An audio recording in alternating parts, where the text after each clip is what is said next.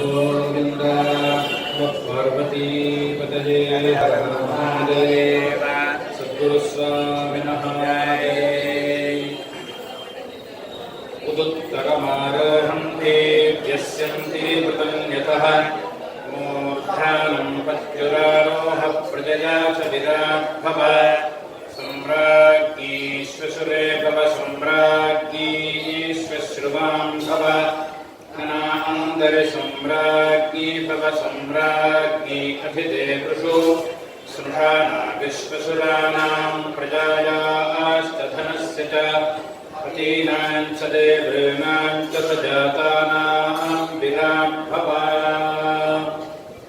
अभिषाद्यास्सु मनसः सर्वार्थानामुपक्रमे इन्नत्वा कृतकृत्यास्य भूतन्नमामि गजाननम् दोर्भिर्युक्तादुर्भ्यस्फटिकमणिमयीमक्षमालां दधाना श्रेणीकेन पद्मं सितमपि दिशुकं पुस्तकं चापरेण भासावन्देन्दुशङ्खस्फटिकमणिनिभा भासमाना समाना सा मे वाग्देवते निवसतु वदने सर्वदा सुप्रसन्ना चतुर्दशसु विद्यासु रमतेजा सरस्वती सा देवी उपजामह्यं जिह्वा सिद्धिं करोति च लोकं करोति वाचालं गुणं भजते गिरिं कृपातमहं वन्दे परमानन्दमाधवं नारायणं नमस्कृत्य नरं चैव नरोत्तमं देवीं सरस्वतीं व्यासं ततो जगमुदीरयेत् नमो धर्माय महते नमः कृष्णाय वेधसे ब्राह्मणेभ्यो नमस्कृत्य धर्मान् वक्ष्यामि शाश्वतान्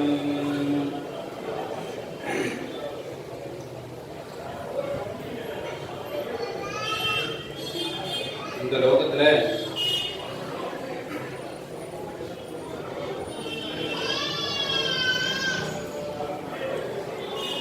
எல்லா விதமான ஸ்ரேயசையும் நாம் அடையறதுக்கு நமக்கு முக்கியமாக உள்ளது, ஆணிவேராக உள்ளது நம்முடைய வேதங்கள்.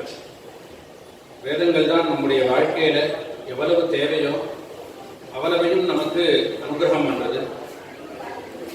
நம்முடைய சம்ஸ்காரம் சொல்லக்கூடியதான அனைத்து கர்மாக்களிலேயும் நாம் நிறைய மந்திரங்கள் சொல்லி நம்முடைய கர்மாக்களை பண்றோம்.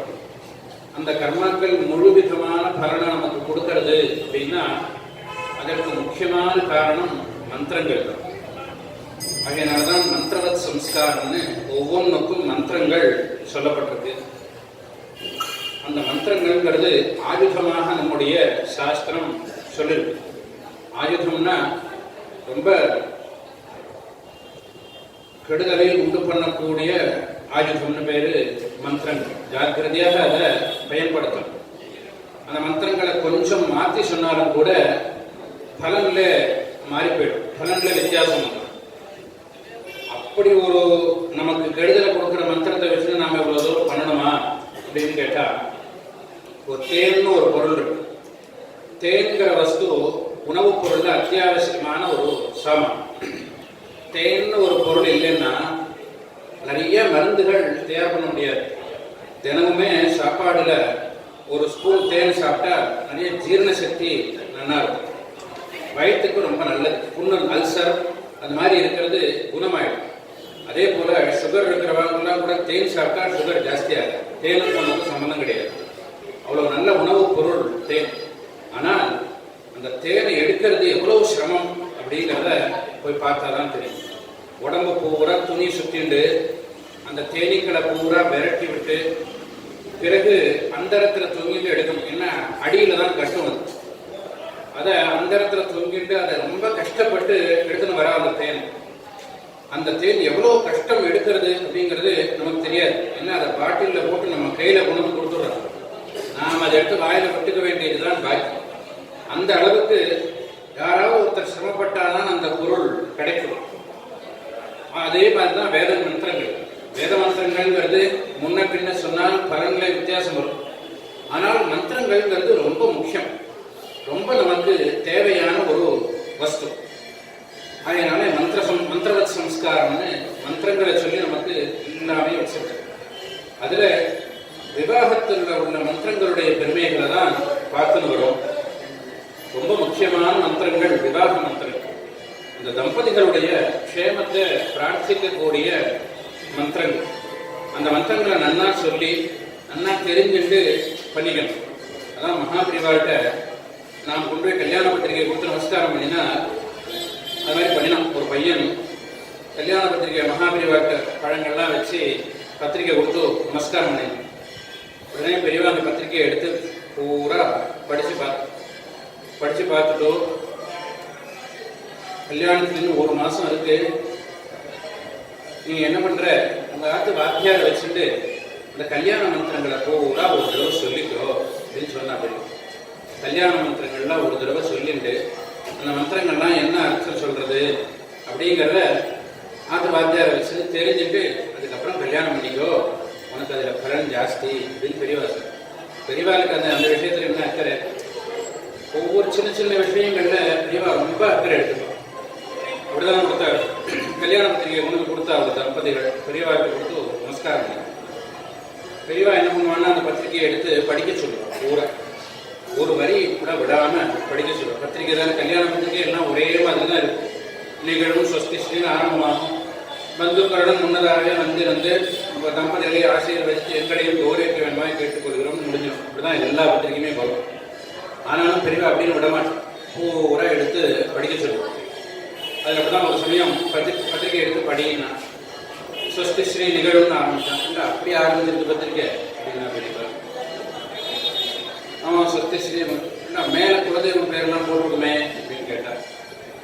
ஆமாம், முத்துமாரியம்மன் துணை, அப்புறம் தர்மசாஸ்திரா துணை, அப்புறம் அவ்வளோதான் போட்டிருக்கு. சரி படிங்க. பூரா பத்திரிகையை பூரா படித்து முடிச்சுட்டு இப்படிக்கு பாலசுப்ரமணியர்னு போட்டிருக்கு. என்ன ஊர் போட்டிருக்கு, மருத்துவக்குடி அப்படின்னு போட்டிருக்கு. பாலசுப்ரமணியர் மருத்துவக்குடி. பாலசுப்ரமணியர் மருத்துவக்குடிக்கு குலதெய்வம் முத்துமாரியம்மன் இல்லையே அப்படிங்கிற பெரியவா. ஏன்டா குலதெய்வ பேரை மாற்றி போட்டான், குலதெய்வத்தை மாற்றி விட்டானே பெரியவா கவலைப்படுற. ஏன்னா அது ஒரு சின்ன விஷயத்துல கூட விட்டு போகக்கூடாது அப்படின்னு பெரியவா அந்த விஷயத்துல ஏதோ பத்திரிக்கை அப்படின்னு விடமாட்டோம், பூரா படிச்சு பார்த்து இப்படி பண்ணுவோம். அதுதான் பெரியவா இந்த வரதட்சணையெல்லாம் வாங்கக்கூடாதுன்னு ரொம்ப கடுமையா சொல்லிட்டு இருந்த காலம். அப்போ ஒருத்தர் அனுபவம் சொன்ன, இந்த மாதிரி மடத்துக்கு ரொம்ப வேண்டியவர், மடத்துல ரொம்ப மகாபிரிவாருக்கு ரொம்ப அத்தியந்தமா பிரியமா இருக்கிறவர். அவர் பிள்ளைக்கு கல்யாண பத்திரிகை அடிச்சு பெரியவாருக்கு கொடுத்து நமஸ்காரம் பண்ணி எல்லாம் பிரசாதம்லாம் வாங்கிட்டு போனார். பெரியவா அதை ஞாபகம் வச்சுட்டு மடத்திலிருந்து 2 பேரை அனுப்பி அவன் பத்திரிகை கொடுத்துட்டு போயிருக்கான். நல்ல கல்யாணம், மடத்திலேருந்து பிரசாதம்லாம் எடுத்துன்னு போ எல்லாம் சொல்லிக் கொடுக்குறேன். போய் எப்படி இருக்கணும்னு அவருக்கு சொல்லிக் கொடுத்தோ அங்கேயே இது முகூர்த்தங்கள்லாம் ஆன பிறகு முகூர்த்த தாம்பூலம்னு ஒரு பையில தேங்காயை வெத்தலை பாக்கு போட்டு கொடுப்பா, அதை வாங்கிட்டு வான்னு சொல்லி அனுப்பிடுவேன். தானே போனான். போயிட்டு கல்யாணம் வாங்கன்னு எல்லாம் வரவேற்று எல்லாம் பண்ணினான். அந்த பையனாத்துக்காரர் வரட்ட, உனக்கு ஒரு விஷயம் தெரியுமோ அப்படின்னு. என்ன சொல்லுங்க. கல்யாண பத்திரிகையில காஞ்சி காமகோட்டி பீட்டாதிகளின் அனுகிரகத்துடன் போடலை பார்த்தியோ அப்படின்னா. பார்த்தா பத்திரிகையில போடலை. இப்பதான் கவனிக்கிறேன். ஆமாம் போடலை. ஏய்யா போடலை, நீ மடத்துக்கு ரொம்ப வேண்டியவராச்சு, ஏன் போடலை? இல்லை, மகாபிரிவா மடத்து சிஷ்யாலாம் கல்யாணம் பண்ணினா வரதட்சணை வாங்கக்கூடாது அப்படின்னு பெரியவா சொல்லித்தாலும் நான் வரதட்சணை வாங்கிட்டேன், அதனால மடத்து பேரை போடலை அப்படின்னாங்க. அப்படியா சேர்த்தாலும் அதோட விட்டாச்சு. விட்டு எல்லாம் கல்யாணம்லாம் முடிஞ்சது, தாம்பூலம்லாம் வாங்கிட்டு வந்துட்டார், மடத்துக்கு வந்துட்டார். இப்போ அந்த மாதிரி பெரியவா பார்த்து நமஸ்காரம் பண்ணி கல்யாணத்துக்கு போயிட்டு வந்தியான்னு. எல்லாம் போயிட்டு வந்தா சொல்லுவாச்சு. வேறு ஏதாவது தகவல் உண்டான்னு கேட்டார். கேட்டாச்சுன்னா அப்புறம் சொல்ல வேண்டியது இல்லை. அவர் கல்யாண பத்திரிகையில காஞ்சி காமகோட்டி பீட்டாதிபதிகளின் அனுகிரகத்துடன் போடலை அப்படின்னு வருத்தப்பட்டார். ஏன் வருத்தப்படுவானே, பையனுக்கு கல்யாணம், வருத்தப்படுறதுக்கு என்ன இருக்கு அப்படின்னு. இல்லை, மடத்து பேர் அதில் போட வரதட்சணை வாங்கிட்டதுனால காஞ்சி காமகோட்டி பீட்டாதிபதிகளின் அனுகிரகத்துடன் போடலை அது சொன்னார். உடனே பெரியவர் பத்தியோனம், உன் பேரை விட்டாலும் விடுவேன், வரதட்சணையை விட மாட்டேங்கிறான் பத்தியோனம்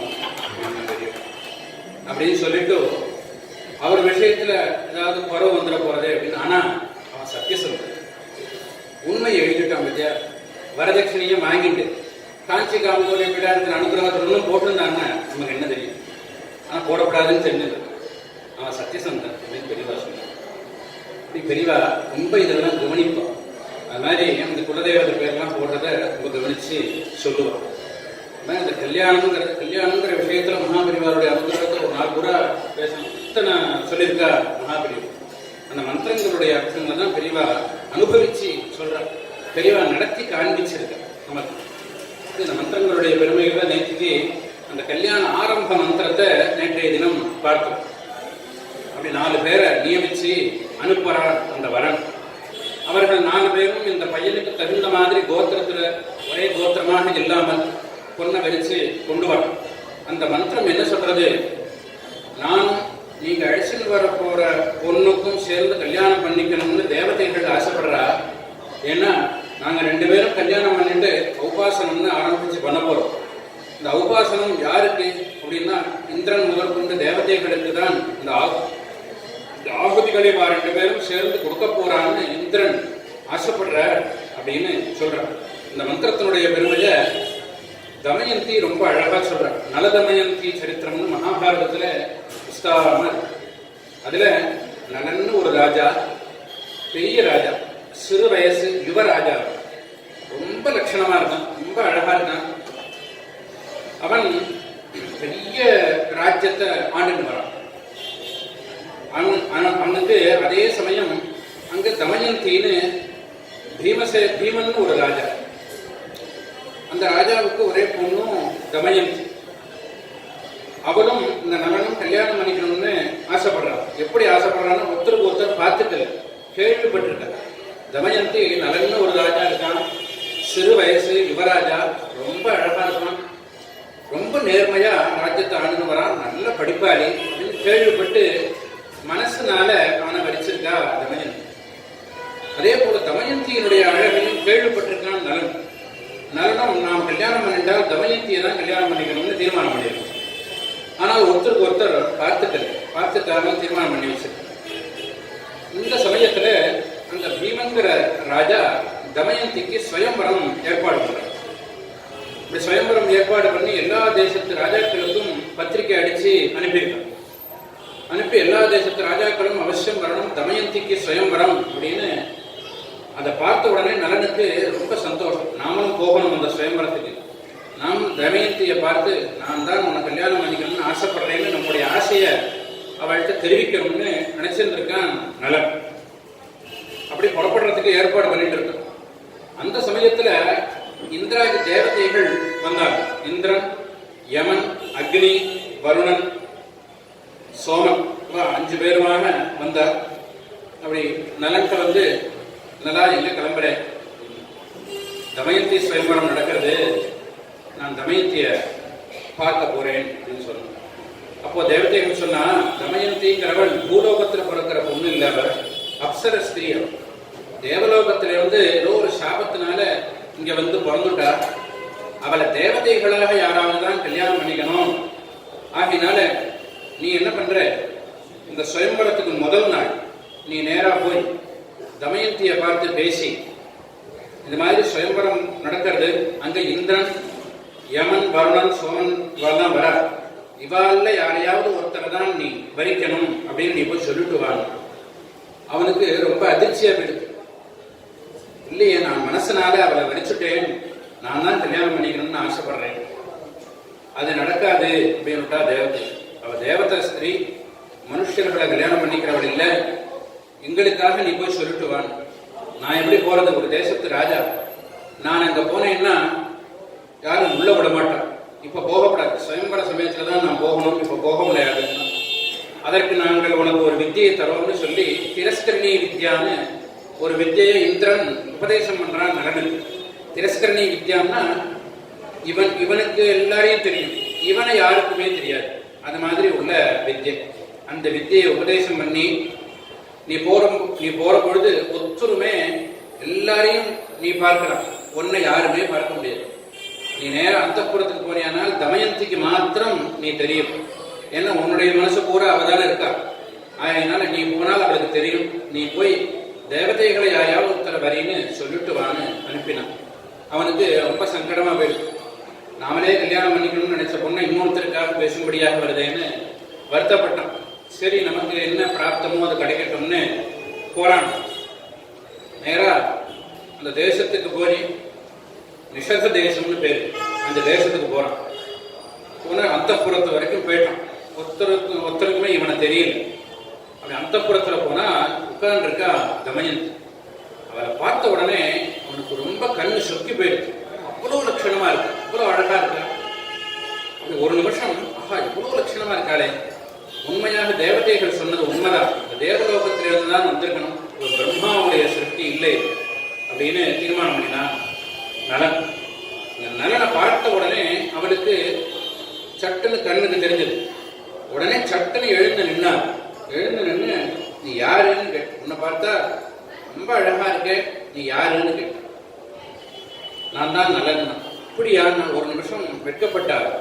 ஆஹா, நினைச்சுட்டு இருக்கும் போது நேரம் வந்துட்டே உட்காருங்கோன்னு உட்கார சொன்ன. இல்ல, நான் தூதனாக வந்திருக்கேன் அப்படின்னா. என்ன விஷயம் சொல்லுங்கன்னா, நான் தான் உன்னை கல்யாணம் பண்ணிக்கணும்னு நான் ரொம்ப ஆசைப்பட்டு இருந்தேன். இப்ப சுயம்பரம் வேற வருது. இந்த சுயம்பரத்துல நான் உன்னை வரிக்கணும்னு நான் ஆசைப்பட்டு இருந்தேன் அப்படின்னு. ஆமா, நானும் இப்படிதான் நினைச்சுட்டு இருக்கேன். தமயன், நானும் உங்களை பத்தி நிறைய கேள்விப்பட்டிருக்கேன். கல்யாணம் பண்ணிட்டா உங்களை தான் கல்யாணம் பண்ணிக்கணும் அப்படின்னு நான் தீர்மானம் பண்ணியிருக்கேன். மனசுனால நான் உங்களை வரிச்சுட்டேன் அப்படின்னு சொன்னேன். இல்ல, பிரம்மாவனுடைய தலையெழுத்து வேறையா இருக்கு. ஏன், என்னாச்சுங்க? தேவதைகள்லாம் இந்த சுயம்பரத்துக்கு வரா, அதுல யாரையாவது ஒருத்தரை தான் நீ வரிக்கணும் அப்படின்னு தேவதைகளை என்ன சொல்லிட்டு வர சொன்னா, அது சொல்றதுக்காகத்தான் வந்தேன். அப்படி சொல்லப்படாது, நாம் 2 பேர் தான் கல்யாணம் பண்ணிக்கணும், அதுதான் பகவானுடைய தீர்ப்பு, அதுல மாற்று கருத்தே கிடையாது. உங்களை தான் நான் வரிப்பேன். இல்ல, தேவதைகளுடைய சாபம் வந்துடும், தேவதைகளை விரோதிச்சுட்டு நாம் கல்யாணம் பண்ணிட்டா தேவதைகளுடைய சாபம் வந்ததுன்னா ஜென்மாவே பாழா போயிடும், அப்புறம் தேவதைகளை திருப்தி பண்ண முடியாது அப்படின்னு சொன்னாங்க. அப்போ தமயந்தி சொல்றா, இது என்ன பெரிய விஷயம், தேவதைகள் சாபம் கொடுத்துருவான்னு பயப்படுறியா? அதெல்லாம் பயப்படாது. சுராபராதஸ்தபவாக்கியானே, தேவதைகள் கொடுத்த சாபம் பழிச்சிடும், ஜென்மாவே பாழா போயிடும் அப்படின்னு பயப்படுறியா? பயப்படாது. நாம் 2 பேரும் கல்யாணம் பண்ணிட்டு ஔபாசனத்துல இந்திரனுக்கு இந்த ஆகுதி அப்படின்னு சொல்லி கொடுத்தா இந்திரன் வந்தாகணும். இல்ல இல்ல, எனக்கு நான் சொன்னதை கேட்காம விரோதமா நீங்க 2 பேரும் கல்யாணம் பண்ணிட்டு இருக்கேன்னு வரமாட்டேன்னு சொல்ல முடியாது. தேவதைகள் மந்திரம் சொல்லி பண்ணினா வந்த ஆகணும் தேவதைகள். சம்பிரதாமயி கிராபிபக்ஷந்தி மகேஷு தர்ப்பணாது யமுனதேவா முகலஜ்ஜயேவா. நாம் 2 பேரும் கல்யாணம் பண்ணிட்டு இந்த கல்யாணத்துல நான் இந்த ஹோமம் பண்றேன், இந்திரனுக்காக நான் இந்த ஆகுதியை கொடுக்குறேன் அப்படின்னு சொன்னா தேவதைகள்லாம் அடாடா, இவா 2 பேரும் நமக்கு இவ்வளவு ஆகுதிகள் கொடுக்க தயாராக இருந்ததை இவாளை பிரிக்க நினைச்சோமே தேவதைகள்லாம் வெட்கப்படுவா. வெட்கப்பட்டு கண்ணை மூடிண்டு நாம் கொடுக்குற அகவிசை வாங்கிப்பா, பயப்படாது. தேவதைகள்லாம் திருப்தி பட்டுடுவா. ஒரு ஜபம் பண்ணினால், ஒரு பூஜை பண்ணி, ஒரு ஹோமம் பண்ணினா திருப்தி அடைஞ்சிட போறார். தேவதைகளை திருப்தி பண்றது ரொம்ப சுலபம், அதெல்லாம் பயப்படாதே அப்படின்னு தைரியம் சொல்றா தமயம். அந்த படிப்பறிவு அவர்கிட்ட இருந்து. நலன் எவ்வளவு பெரிய படிப்பாளி, எவ்வளவு பெரிய ராஜாவாக இருந்தாலும் அந்த தக்க சமயத்துல தைரியம் சொல்றா தமயன். அதெல்லாம் பயப்படாது. நாம் 2 பேரும் கல்யாணம் பண்ணிட்டு தேவதைகளை கூப்பிட்டாது வரணும், வரமாட்டேன்னு சொல்ல மாட்டோம், வருவா. வந்து வெட்கப்பட்டு தலையை குனிஞ்சுன்னு நாம் கொடுக்குற அகவிசா வாங்கிட்டு போவா அப்படின்னு தைரியம் சொல்றா தமயன். சொல்லியவா 2 பேரும் கல்யாணம் பண்ணிக்கிறார். அப்படி கல்யாணம் இங்க சுயம்பரம் நடக்கிறது. சுயம்பரத்துல மாலையோடு வந்து நிற்கிறா தமயன். அங்க வந்து பார்த்தா எல்லா ராஜாக்களையும் பார்த்துட்டே வந்தா. நலனுக்கு இந்த மாலையை போடணும்னு வந்து பார்த்தா 5 நலன் நிற்கிறா வரிசையா, ஒரே மாதிரி 5 பேர் நிற்கிறா. அவளுக்கு யார் நலன்னு புரியல. அவளுக்கு தெரிஞ்சு போயிடுச்சானா, தேவதைகளுடைய விளையாட்டு தான் இது அப்படின்னு தெரிஞ்சு போச்சு. இதுல யார் உண்மையான நலன் அப்படின்னு கண்டுபிடிக்க முடியல. 5 பேர் நிற்கிறா ஒரே மாதிரி. அப்போ அவன் என்ன பண்ணினா, தான் படிச்ச படிப்பை தியானம் பண்ணினான்னு வருது. நான் இவ்வளவு தூரம் படிச்சது சத்தியமாக இருந்தால், அந்த வித்யை சத்தியமான வித்தையா இருந்தால் எனக்கு உண்மையான நலனை காட்டுன்னு தான் படிச்ச வித்தையான சரஸ்வதிய ஒரு நிமிஷம் தியானம் பண்ணிட்டு கண்ணை கறந்து பார்த்தா அவருக்கு 3 யுக்தி தெரிஞ்சது. தேவதைகளுக்கும் மனுஷனுக்கும் உள்ள வித்தியாசம் அந்த படிப்பு அவளுக்கு எடுத்து ஞாபகப்படுத்தியது. தேவதைகளுக்கு கீழே கால் பதியாது, மனுஷனுக்கு தான் கால் கீழே நிற்கும். ரெண்டாவது, தேவதைகளுக்கு போட்ட மாலை வாடவே வாடாது, ஏன்னா அதுக்கு உடம்புல உஷ்ணம் கிடையாது. மனுஷனுக்கு போட்ட மாலை கொஞ்ச நாள் ஆச்சுன்னா வாடும். இது ரெண்டாவது. மூணாவது, தேவதைகளுக்கு முகத்துல வேர்க்காது, வேர்வை சுரப்பி தேவதைகளுக்கு கிடையாது, மனுஷர்களுக்கு தான் வேர்க்கும். இது மூணையும் தெரிஞ்சுட்டாங்க. பார்த்தால் ஒருத்தருக்கு மாத்திரம் கால் கீழே இருந்தது, லேசா வேர்த்திருக்கு. என்ன, அவனுக்கு பயம், இவ ஏதாவது நம்மளாம் போட்டு இந்த தேவதைகளுடைய கோபத்துக்கு நாம அலையிட போறோமேன்னு அவனுக்கு மனசு பதறது, வேர்க்கிறது. அது காட்டெடுத்து அவளுக்கு உண்மையான நலனை. டக்குன்னு அந்த மாலையை கொண்டு வந்து அந்த நலனுக்கு போட்ட உடனே ஆகான்னு சத்தம் போட்டு எல்லோரும் புஷ்பத்தை போட்டு ஆசீர்வாதம் பண்ணினான்.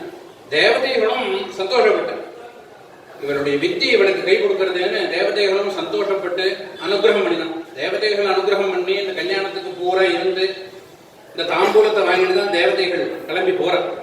தேவதைகள் கிளம்பி ஊருக்கு போற வழியில எழுத்தாப்புல கலிபுருஷன் வரான். வந்த உடனே வரான் எழுத்தாப்புல, எங்க போயிட்டு இருக்கு அப்படின்னு கேட்டான். இப்பதான் நலதமயந்தி கல்யாணம் முடிஞ்சு நாங்க ஆத்துக்கு போயிட்டு இருக்கோம். நீங்கள்லாம் யாரோ ஒருத்தர் கல்யாணம் பண்ணிக்க போறேன்னு பேசிட்டு தானே போனேன். ஆமாம், அவருடைய வித்தியை அவருடைய தபசு நலனை காட்டிடுதோ, அதனால நாங்க அனுகிரகம் பண்ணிட்டு வந்துட்டோம். இல்லையா, அசட்டுத்தனமா இருக்கு. உங்களுக்கு கிடைக்காத பொண்ணு அவனுக்கு கிடைச்சிருக்கு, இதை போய் ஆசீர்வாதம் பண்ணிட்டு வந்தேங்கிற அசட்டுத்தனமா இல்லையா? நான் விட போறது இல்லை அவளன்னு கலிபுருஷன் அவளை சிரமப்படுத்துறான்னு அந்த சரித்திரம் மேல போறது. பெரிய சரித்திரம், நலதமயந்தி சரித்திரம்னு அந்த சரித்திரம் மேல போறது. இந்த இடத்துலதான் அந்த தமயந்தி அவ்வளவு தைரியம் சொல்ற. தேவதைகள் நாம் கூப்பிட்டால் வருவா, வரமாட்டேன்னு சொல்ல மாட்டா. தேவதைகள் நாம் சொன்னதை கேட்பா, நீ ஒன்னும் பயப்படாத அப்படின்னு தைரியம் சொல்றா தமயந்தின்னு இந்த சரித்திரத்துல பார்க்க. அதுதான் முதல் மந்திரம் நமக்கு காட்டுறது. முதல் மந்திரத்தை ஞாபகம் வச்சுட்டு தமயந்தி சொல்றா நலனுக்குன்னு அந்த சரித்திரம். அப்படி அந்த வரன் 4 பேர் அனுப்பி அவ இவனுக்கு தகுந்தாற் போல், கோத்திரத்துக்கு தகுந்தாற் போல் ஒரு கன்னிகை அழைச்சின்னு வந்து பிறகு காசி யாத்திரைன்னு நடக்கிறது.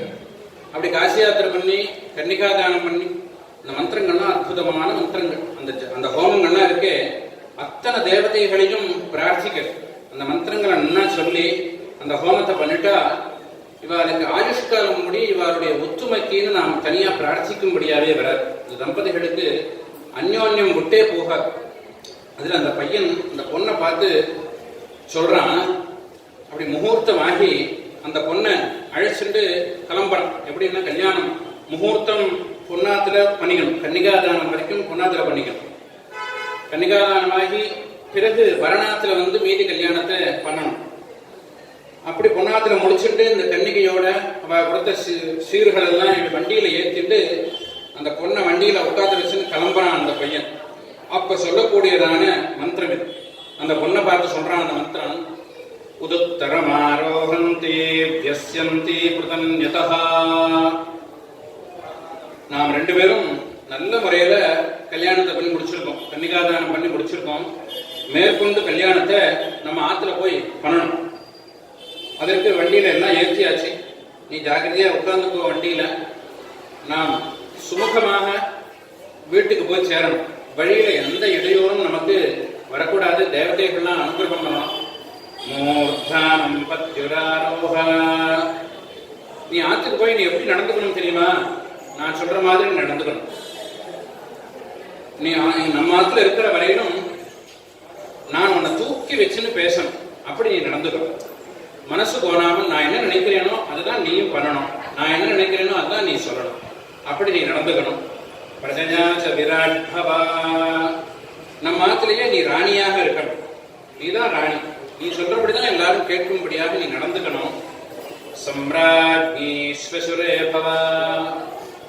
மாமனார் உங்ககிட்ட பிரியமா நடந்துக்கணும். அது மாதிரி நீ நடந்துக்கணும். மாமனார் மட்டும் முக்கியம் இல்லை, சம்ராஜ்ஞீஸ்வஸ்ருவாம் பவா. மாமியார் உங்ககிட்ட பிரியமா இருக்கும். நீ பார்த்துட்டு போனோடனே நீ நடந்துக்கிற விதத்தை பார்த்துட்டு பீரோ சாவியை உங்ககிட்ட கொடுக்கணும் அம்மா. அப்படி நீ நடந்துக்கணும். பீரோ சாவி உங்ககிட்ட தான் இருக்கணும். நனாந்தரி சம்ராஜ்ஞி பவா. மச்சினர் தம்பிகள் எல்லோரும் உங்ககிட்ட பிரியமா இருக்கும். மன்னி மன்னின்னு பிரியமா கூப்பிடணும். எல்லோர்ட்டையும் நீ பிரியமா நடந்துக்கணும். சம்ராஜ்ஞி அதிதே விஷு மாத்திரம் இல்லாம அதுல வேலை செய்யற வேலைக்காரன்னா இருக்கு, அவெல்லாம் பிரியமா சொல்லணும். அந்த அம்மா இருந்தா வீடு எவ்வளவு கலகலன்னு இருக்கு அப்படின்னு சொல்லணும். அந்த அம்மா இல்லைன்னா வீடே ஏதோ ஓஞ்சி போயிடுது அப்படின்னு சொல்றது மாதிரி நீ நடந்துக்கணும். சம்ராஜ்ஞி அதிதே விஷு ஸ்னுஷானாகிஸ்வசுராணாம் பிரஜாயாமஸ்தனஸ்ய ச. இது மாத்திரம் இல்லை, இப்படியே ரொம்ப காலம் நாம் இப்படி இருக்கணும்.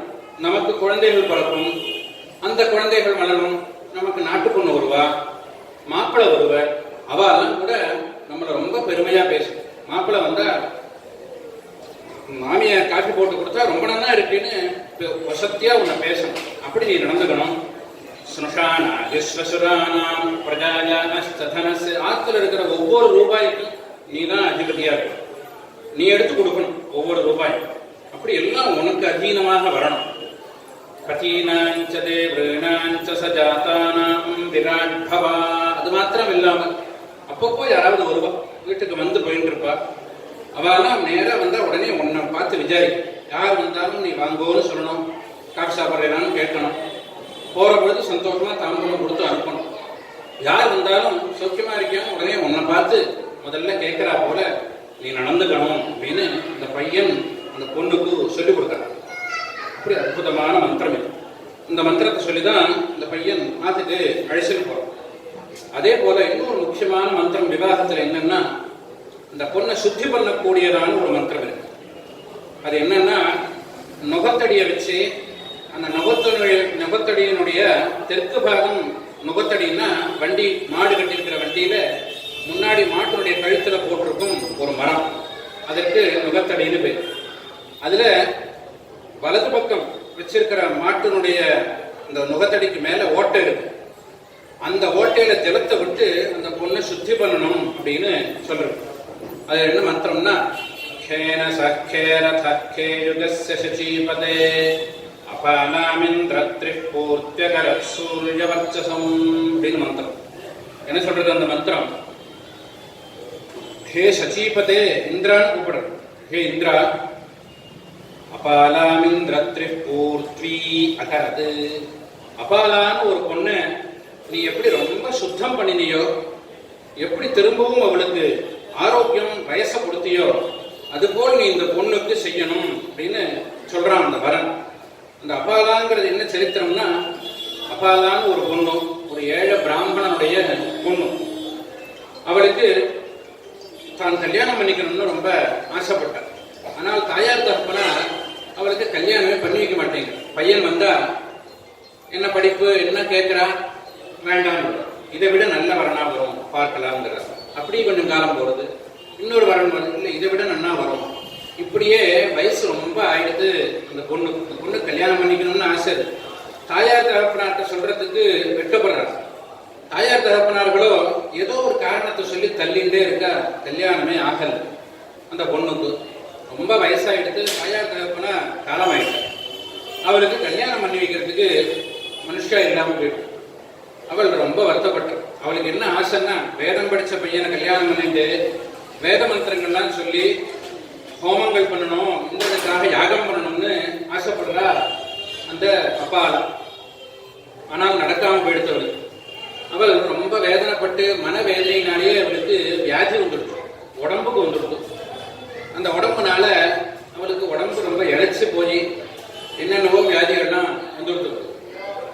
அவள் அதே ஞாபகமாகவே இருக்க, தினமும் நதியில போய் ஸ்நானம் பண்றது, ஸ்நானம் பண்ணிட்டு வர்றது, நமக்கு கல்யாணமாக போயிடுத்தேன்னு அந்த வேதனை அவளுக்கு அப்படியே இருந்துட்டு இருந்தா. ஒரு நாளைக்கு மாத்தியானிக்க காலம், அப்போ ஸ்நானம் பண்றதுக்கு போற நதிக்கு, அதே நாம கல்யாணமாகலன்னு அதே எண்ணமாக நதியில போய் இறங்கி ஸ்நானம் பண்றோம்.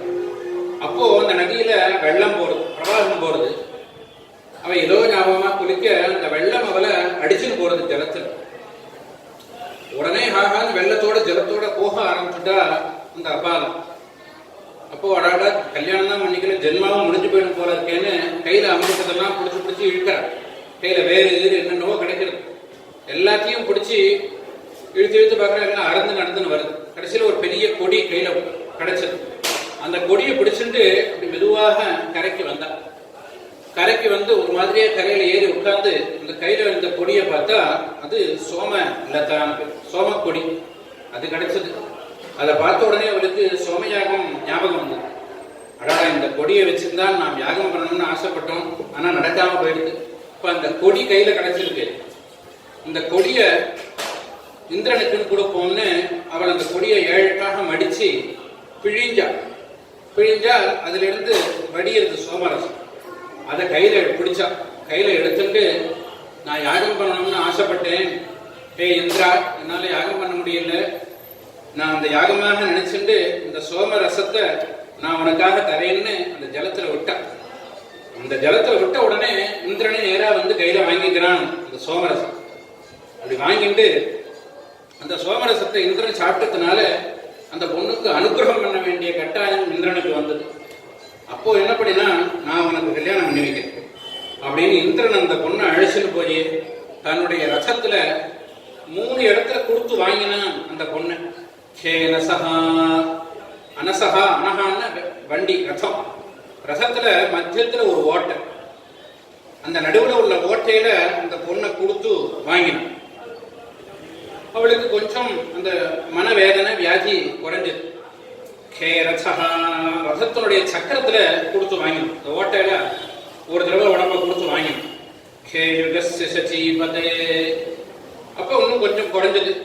அந்த நுகத்தடியினுடைய தெற்கு பக்கம் உள்ள அந்த ஓட்டையில அந்த பொண்ணை கொடுத்து வாங்கின உடனே அவள் சிறு வயசு யுவதியாக ஆயிட்டாள். அந்த கண்ணிக்கு சின்ன பொண்ணாக கல்யாண வயசுல உள்ள பொண்ணாக ஆயிட்டாள்.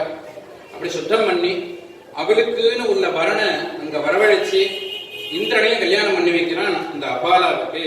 அப்படிங்கிற சரித்திரத்தை இந்த மந்திரம் ஞாபகப்படுத்துறது.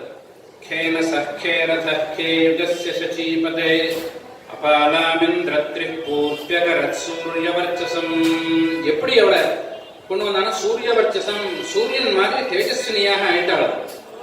பல சின்ன வயசு யுவதியாக ஆன பிறகு அவளுக்கு கல்யாணம் பண்ணி வச்சான்னு இந்த மந்திரத்தினுடைய பெருமை. அப்படி இந்த கல்யாணத்தை பண்ணிட்டு அந்த வரன் அகத்துக்கு அழிச்சுன்னு போய் பாக்கி கல்யாணத்தை பண்ணிக்கிறான். சாயங்காலம் பிரவிஷ்ய ஹோமம்னு பேர். பிரவிஷ்ய ஹோமம்னு சாயங்காலம் பண்ணிக்கணும். சாயங்காலம் பிரவிஷ்ய ஹோமம் ஆன பிறகு அருந்ததி துருவ தரிசனம்னு, அருந்ததி தரிசனம்னு ரொம்ப முக்கியம் தம்பதிகள். ஆகாசத்துல ஆயிரக்கணக்கான நட்சத்திரங்கள் இருக்கு. அதுல வடக்க நம்மளே பார்க்கலாம். ஆகாசம் தெளிவாக இருக்கும் பொழுது அப்படி வடக்கு திக்கில பார்த்தா அப்படி சந்திரன் மாதிரி 7 நட்சத்திரங்கள் தென்படும். வரிசையா வடக்கு எப்ப பார்த்தாலும் தெரியும். வரிசையா 7 நட்சத்திரம் இருக்கும். அதுதான் சப்தரிஷிகள் நட்சத்திரம்னு பேர். அதுல 2வதாக உள்ள நட்சத்திரம் துருவ நட்சத்திரம்னு பேர். துருவ அருந்ததி நட்சத்திரம்னு முதல்ல வசிஷ்டர், அவருடைய பத்னி அவள் அருந்ததி, அவருடைய நட்சத்திரம் கண்லபம். அந்த 2வதாக உள்ள, அதாவது வலதுபுறத்திலிருந்து வரிசையா 7 நட்சத்திரம் இருக்கு. இடதுபுறத்திலிருந்து வரிசையா 7 நட்சத்திரம். அதுல வலதுபுறத்திலிருந்து 2வது நட்சத்திரத்தை அருந்ததி நட்சத்திரம்னு பேரு. அந்த நட்சத்திரத்தை பார்த்துட்டே இருக்கணும். பார்த்துட்டே இருந்தா ஒரு நிமிஷம் பார்த்தா அதுக்கு பக்கத்துல ஒரு நட்சத்திரம் மணுக்குன்னு தெரியும். அதுதான் துருவ நட்சத்திரம்னு பேர். துருவன் யாருன்னா வசிஷ்டர் அருந்ததியினுடைய பிள்ளை. அந்த அருந்ததி துருவ தரிசனம்னு பேர். அது இந்த 2வது நட்சத்திரத்தை பார்த்துட்டே இருந்தா பக்கத்துல மணுக்குன்னு அந்த நட்சத்திரம் தெரியும். அது வரைக்கும் பொறுமையா பார்க்கணும். ஏதோ கல்யாணத்துல அது ஃபார்மாலிட்டிஸ் தான் நடக்கும். அப்படியே ஒருவா ஆகாசத்துல ஏதோ கையை காமிப்பா, போட்டோ நாள் எடுப்பா, வந்துருவோம். இதை பார்க்கணும். அந்த 2வது உள்ள நட்சத்திரத்தை பார்த்து அந்த துருவ நட்சத்திரத்தை பார்த்தா அந்த நட்சத்திரம் இருக்கே அது எப்பொழுதுமே பிரியவே பிரியாது. யுகங்கள் மாறும் நிறைய. ஆனால் அந்த நட்சத்திரம், அந்த அருந்ததி நட்சத்திரத்தை விட்டு அந்த துருவ நட்சத்திரம் நகரவே நகராது. அப்படிங்கிறது மாதிரி நாம் 2 பேரும் எப்பொழுதுமே நம் வாழ்க்கையை விட்டு நகரவே கூடாது. நாம் 2 பேரும் எப்பொழுதும் இணைஞ்சே இருக்கணும் அப்படின்னு பிரார்த்திக்கிறது அந்த மந்திரம். அப்படி துருவ அருந்ததி தரிசனம்னு அதை பார்க்கணும். இது மாதிரி இந்த பெருமைகள் எல்லாம் பார்த்துட்டு தான் பகவானே வருஷா வருஷம் கல்யாணம் பண்ணிக்கிறார். கிராமங்கள் எல்லாம் சீதா கல்யாணம், ராதா கல்யாணம் வருஷா வருஷம் பண்ணிக்கிறார். வருஷா வருஷம் சீதா கல்யாணம், ராதா கல்யாணம் ஏன் பண்ணிக்கிறாருன்னா இந்த மந்திரங்கள்லாம் எவ்வளவு பெருமையா இருக்கு, அற்புதமா இருக்கு, நாங்களே பண்ணி பார்த்துக்கணும்னு பகவானே வருஷா வருஷம் பண்ணிக்கிறார். அப்படி ரசிச்சு பார்க்கணும் அந்த மந்திரங்கள் எல்லாம். அப்படி பண்ணிட்டு 4 நாளைக்கு இந்த கல்யாணத்தை பண்ணிக்கணும். 5ஆவது நாள் அன்னைக்கு தான் முடியுது இந்த கல்யாணம். 5 நாள் கல்யாணம்னு பழைய நாள்ல சர்வசாதாரணமா நடக்கும், கிராமங்கள்ல பண்ணுவாங்க. இப்ப அப்படியே அது 5 நாள் 2 நாள் ஆகி 1 நாள் ஆகி இப்போ 1 மணி நேரமாக வந்தது கல்யாணம்.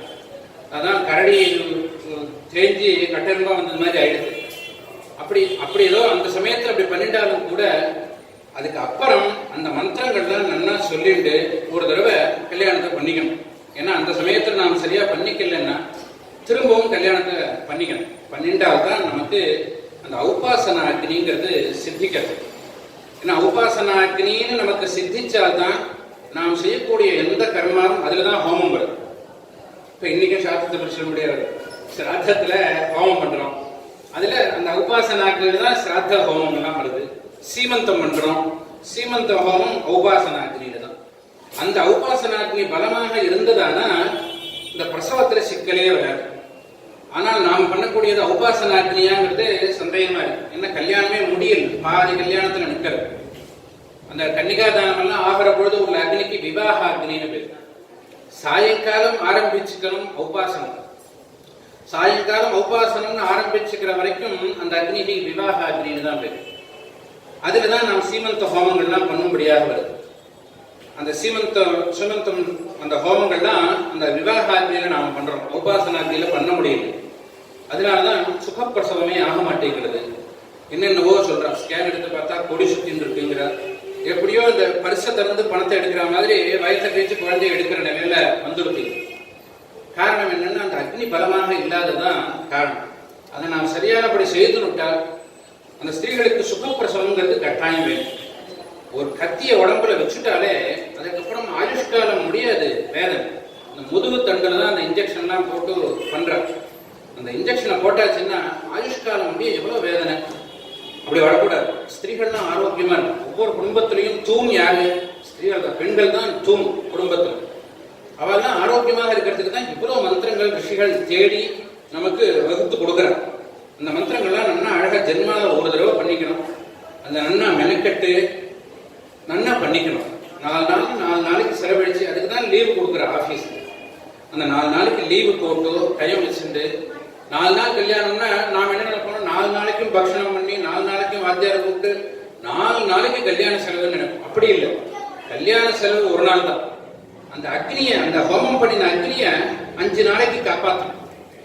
அந்த தம்பதிகள் 2 பேரும் ஒரே இடத்துல இருந்து அந்த அக்னியை காப்பாத்தி அந்த கல்யாணத்தை பண்ணிவிட்டா ரொம்ப தம்பதிகளுக்குள்ள ஸ்நேகமா இருக்கும். அப்படி நல்லா மந்திரங்கள்லாம் சொல்லி பண்ணிட்டா அந்த வரன் எங்க வெளியில போயிட்டு ஆத்துக்கு வந்தாலும் அவனுக்கு பிடிச்சதை பண்ணி வச்சுட்டு காத்துட்டு இருப்பா அந்த பொண்ணு.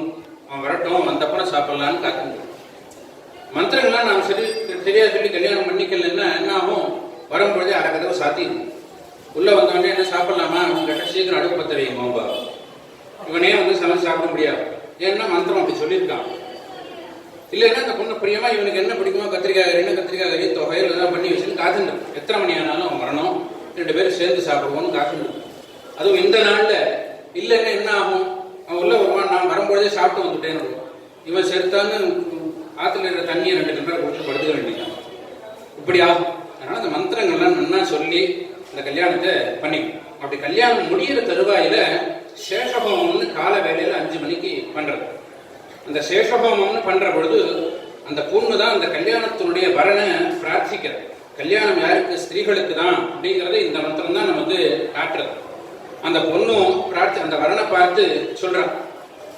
என்ன சொல்றான்னா, அபஷ்யம் மனசா சேகிதாம் தபசோ ஜாதம் தபசோ விபூதம் இஹ பிரஜாமிஹ ரஜிகும் ரராமஹ பிரஜாயஸ்வ பிரஜயா புத்திரகாமா.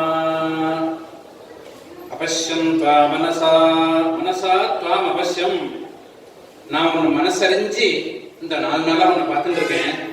நீ எப்படி இருக்க தெரியுமா, சேகிதானம், ரொம்ப அழகா இருக்கு. தபசோ ஜாத்தம், பிரம்மச்சாரியாக இருக்கிற பொழுது எப்படி இருக்கணுமோ அப்படி நீ இருந்திருக்கு. அந்த விரதங்கள்லாம் நீ அனுஷ்டானம் பண்ணிருக்க. இன்னொரு பொண்ணு பார்த்து ஆசைப்படுறது அப்படிலாம் இல்லாம நீ இருந்திருக்க. தபசோ அபிபூதம், இந்த 4 நாளைக்கும் இந்த கல்யாண சமயத்துல இருக்க வேண்டிய கட்டுப்பாடோட நீ இருந்திருக்க. அப்படின்னு அந்த பொண்ணு ஸ்தோத்திரம் பண்ணிட்டு இந்த வரத்தை கேட்கற. யாரே தேவதையோ யாராவது ஸ்தோத்திரம் பண்ணா அனாவசியமா யாரும் ஸ்தோத்திரம் பண்ண மாட்டோம். ஏதோ ஒன்று பெருசா கேட்க போறோம்னு அப்படிதான். யாராவது வந்தா நீங்க தான் குபேரன் மாதிரி, நான் இப்ப குபேரன் நினைச்சுனே நீங்க வந்துட்டு அப்படின்னா ஏதோ பெருசா கேட்க போறான் அப்படின்னு தெரியும். அது மாதிரிதான் அந்த பொண்ணும் ஸ்தோத்திரம் பண்றா. அந்த பையனை பார்த்து ஸ்தோத்திரம் பண்ணிட்டு வரம் கேட்கிறா. இஹ பிரஜா இஹ ரஜிகும் ரரானஹ பிரஜாயஸ்வ பிரஜயா புத்திரகாமா. இந்த பிறவியில குழந்தைகளாகட்டும் ரயும் பணமாகட்டும் இது ரெண்டும் எங்கிட்ட இருந்து உங்களுக்கு கிடைச்சதாக இருக்கணும். பணம், தேக ஆரோக்கியம், குழந்தைகள், இது மூணும் என்கிட்ட இருந்து தான் உங்களுக்கு கிடைக்கணும். ஒவ்வொரு ரூபாயும் நீங்க செலவு பண்ற ஒவ்வொரு ரூபாயும் நான் தரணும். உங்களுக்கு குழந்தைன்னு இருந்தா எங்கிட்ட இருந்து உங்களுக்கு கிடைக்கணும். தேக ஆரோக்கியம், நீங்க ஆரோக்கியமாக இருக்கணும் அப்படின்னா நான் அதுக்கு காரணமாக இருக்கணும் அப்படின்னு அந்த பொண்ணு இந்த வர 3 வரனை கேட்க. அவரும் அப்படியே தரேங்க. அபஷ்யம் பாவனசாதீத்யாநாகஸ்வாஜாம் தனூகும் ரித்விஜேநாதமானாம் உபமா புத்சாயு பதிர்பூஜாஃப் பிரஜாயஸ்வ பிரஜயா புத்திரகாமே. நீ என்ன கேட்டியோ நான் அதை அப்படியே உனக்கு தரேன் அப்படின்னு அந்த பையன் சொல்லக்கூடிய மந்திரம் இது. நீ எனக்காக நீ எப்படி நடந்துக்கணும் தெரியுமா? எப்பொழுதும் ஆபரணம் போட்டுக்கணும். கழுத்துல ஒண்ணுமே இல்லாமல் இருக்கக்கூடாது. நான் உனக்கு முதல்ல கட்டின மாங்கல்யம் இருக்கே, அது நான் உயிரோடு இருக்கிற வரைக்கும் உன் கழுத்திலேயே தான் இருக்கும். அதை நீ எடுக்கவே கூடாது. எப்பொழுதும் கழுத்துல நீ ஆபரணம் போட்டு இருக்கணும், கையில வளையல் போட்டு இருக்கணும், காலில் மெட்டி, இதெல்லாம் தான் நான் உனக்கு கொடுத்துருக்கேன். இதெல்லாம் நீ எப்பொழுதும் எடுக்கவே கூடாது. நான் உன்னை எப்ப பார்த்தாலும் இது மூணும் இல்லாமல் நான் உன்னை பார்க்கவே கூடாது. நீ அப்படி இருக்கணும். நீ கேட்ட வரன் 3ஐயும் நான் உனக்கு தரேன் அப்படின்னு அந்த பையன் பார்த்து கொடுக்குறான் அந்த அக்னியினுடைய சன்னதி. அந்த பொண்ணும் சரிங்க. இங்கதான் முதல்ல அந்த பொண்ணு சொல்லக்கூடிய மந்திரம். அதுவரையிலும் ஸ்திரீகள் சொல்ற மந்திரம்னு எதுவுமே கிடையாது. ஏன் கிடையாது? ஸ்திரீகள் இப்ப நிறைய பேர் அது மாதிரி கேட்க, ஸ்திரீகள் ஏன் வேத மந்திரம் சொல்லக்கூடாது, வேத பாராயணம் ஸ்திரீகள் ஏன் பண்ணக்கூடாதுன்னு எல்லாரும் நிறைய பேர் கேட்கறாங்க. ஏன் பண்ணக்கூடாது அப்படின்னா முக்கியமான காரணம் இருக்கு. அதாவது நாம் என்ன நினைக்கிறோம்னா பிஎஸ்சில இருந்து ஆரம்பிச்சு எவ்வளவோ படிப்பு, அது மாதிரி தானே வேதமும் ஒரு படிப்பு அப்படின்னு நினைக்கிறேன். அப்படி பாடக்கூடாது. ஏன் ஸ்திரீகள் படிக்கக்கூடாது அப்படின்னா படிக்க வேண்டிய அவசியம் இல்லை. நம்முடைய சாஸ்திரம் படிக்க கூடாதுன்னு எதையுமே சொல்லாது. இப்ப விஷம் இருக்கு அப்படின்னா விஷம் யாரும் சாப்பிடக்கூடாது அப்படின்னு வேதம் சொல்ல வேண்டிய அவசியம் இல்லை. விஷம் சாப்பிட்டா நீ உயிரோடு இருக்க மாட்ட அப்படின்னு சொல்றோம். அப்படிதான் நம்முடைய சாஸ்திரங்கள்லாம் அழகா சொல்லும். கூடாது அப்படின்னு உத்தரவு பண்ணார் வேதம். ஸ்திரீகள் வேதம் படிக்க வேண்டிய அவசியம் இல்லை அப்படின்னு சொல்றாரு. ஏன் அவசியம் இல்லை அப்படின்னா மந்திரங்களை சொல்லி, மந்திரங்கள் எதற்கு அப்படின்னா நாம் செய்யக்கூடிய கர்மாக்களுக்கு தான் மந்திரங்கள். கர்மாக்கள் யார் பண்றா? புருஷா தான் பண்றா. அவருக்காக தான் அந்த மந்திரம். அதனால புருஷா சொன்னால் போதும். ஸ்திரீகள் சொன்னா என்ன சொன்னால் அது வெறும் சத்தம். சிடி எல்லாம் சொல்லலையா? இப்போ அது மாதிரிதான் பென் டிரைவ்னு ஒண்ணு சொல்றது, அதுவும் ஸ்திரீ தானே. அது மாதிரிதான் இவா சொல்றது. அதுல ஒரு சக்தியுமே கிடையாது. ஆனால் அதுல முக்கியமாக நாம் கவனிக்க வேண்டியது என்னன்னா மந்திரங்கள்லாம் ஆயுதமாக சொல்லப்பட்டது. இப்போ மிலிட்ரியில உபயோகப்படுத்தக்கூடிய ஒரு துப்பாக்கி இருக்கு, அந்த மிலிட்ரி வீரன் தான் உபயோகப்படுத்தணும் அப்படின்னு இருக்கு. நான் ஏன் அந்த துப்பாக்கியை வச்சுக்க கூடாது அப்படின்னு நாம கேட்டா தாராளமா வச்சுக்கலாம். வச்சுட்டா என்ன ஆகும்? சட்டப்படி தப்பு. அது நாம் அதை வேற மாதிரி இதை யூஸ் பண்ணினால் அது பெரிய கெடுதலை உண்டு பண்ணும். அப்படிங்கிறதுனாலதான் மிலிட்ரிக்கு வீரனுக்கு மட்டும்தான் துப்பாக்கி அப்படின்னு. இல்ல நானும் பயிற்சி பண்ணிருக்கேன், நானும் துப்பாக்கி ஷூட் பண்றதுக்கு நான் பயிற்சி பண்ணிருக்கேன் அப்படின்னு சொன்னாலும் கூட நீ துப்பாக்கி வச்சுக்க கூடாது. நீ தேசத்தை காப்பாற்றுறவனா மிலிட்ரி வீரனா இருந்தால்தான் நீ துப்பாக்கி வச்சுக்கணும். நீ எப்போ மிலிட்ரி வீரன் இல்லையோ அப்ப நீ அந்த பயிற்சி பண்ணியிருந்தாலும் கூட உங்ககிட்ட துப்பாக்கி இருக்க கூடாது. அப்படிங்கிற மாதிரி தான் கர்மாக்கள் பண்ண வேண்டிய கட்டாயம் ஸ்திரீகளுக்கு இல்லை. கர்மாக்கள் பண்ண வேண்டிய கட்டாயம் இல்லாட்டாலும் வேத மந்திரம் சொல்லாமே, இன்னும் அது உங்கள்கிட்ட இருக்க வேண்டிய அவசியம் இல்லையே அப்படிங்கிற மாதிரி ஆயுதம். அது இந்த ருத்ரம் சமகம் இதெல்லாம் ஸ்திரீகள் சொன்னா என்ன ஆகும் அப்படின்னா அவர்களுக்கு தான் அது கெடுதலை உண்டு பண்ணும். அதனால தேசத்துக்கு எந்த பிரயோஜனமும் இல்லை. அவ ருத்ரம் சொல்லி அபிஷேகம் பண்ணினாலோ ருத்ரம் சொல்லி என்ன பண்ணினாலும் அந்த மந்திரத்துக்கு பலம் கிடையாது. அப்ப அவ சொல்றது என்ன ஆகும்னா அவளுடைய தேகத்துல அது ரொம்ப மாற்றங்களை உண்டு பண்ணும். வியாதிகளாக அது வெளிப்படும் அந்த மந்திரங்கள். அப்படி சொல்லப்பட்டிருக்கு. இந்த அக்னிக்கே அப்படிதான் சொல்லியிருக்கு. ஒவ்வொருத்தரும் மந்திரம் சொல்லி அக்னியை எடுத்துக்கிறான். அந்த மந்திரம் சொல்லி எடுத்துக்கிற அக்னி இருக்கு, அந்த அக்னியில தான் அவன் செய்ய வேண்டிய ஹோமங்கள்லாம் பண்ணணும். அந்த அக்னியில பண்ணாமல் வேற ஏதாவது அக்னியை வச்சுட்டு அவன் பண்ணி அந்த மந்திரத்தை சொல்லி பண்ணினா என்ன ஆகும் அப்படின்னா, அந்த அக்னிக்கு நாம் கொடுத்த ஆகுதியை திருப்பி அக்னி துப்பி தான் ஆகும், வெளியில துப்பிடும். ஏன்னா அந்த அக்னி இந்த வஸ்துவை எடுத்துக்க முடியாது.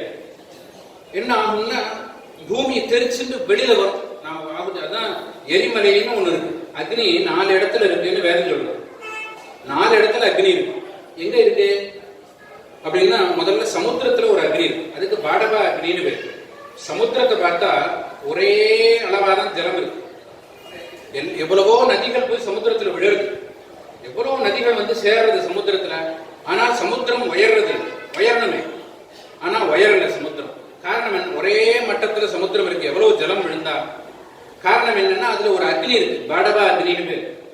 அந்த அக்னி ஜலத்தை சாப்பிட்டு கண்ட்ரோலா வச்சுட்டு இருக்கு சமுத்திரத்தை. அதான் நீராவியாக ஜலத்தை தண்ணியை பண்ணிட்டே இருக்கு அந்த அக்னி, அதுக்கு பாடபா அக்னின்னு பேரு.